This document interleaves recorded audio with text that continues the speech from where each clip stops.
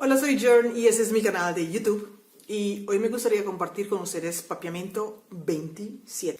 Bueno, como ven, ya hoy estoy sola, normal, siempre estoy con Pablo compartiendo estos videos de papiamento, pero bueno, hoy me toca hacerlo sola. Si no sabes qué es papiamento, papiamento es un idioma que hablan en 3 diferentes islas en el Caribe: Aruba, Bonaire y Curazao. Yo soy de Aruba y ahí hablamos minimal 4 idiomas.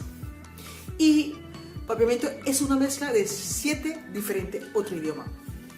Pero antes de seguir, ¿te gustaría seguir aprendiendo papiamento? Bueno, si te gusta, tienes que estar suscrito a este canal, ya que una vez a la semana tienes la oportunidad de aprender papiamento conmigo o con nosotros. Y también me puedes seguir por mis redes sociales que tengo: Facebook, Instagram y Twitter. Bueno, hoy les voy a enseñar hoy, ayer y mañana. Ayer, ayera; hoy, awe; mañana, mañana.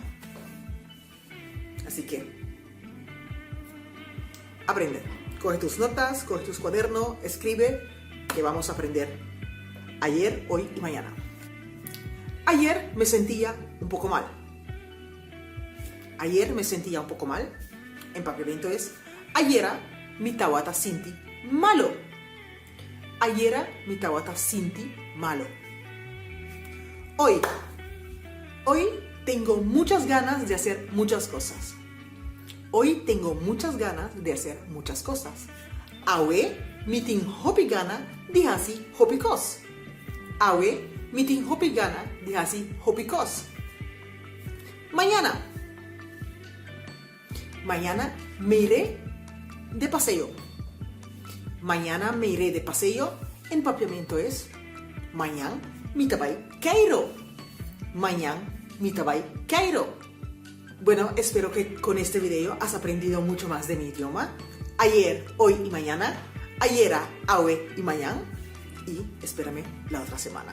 Nos vemos en el próximo. Chao.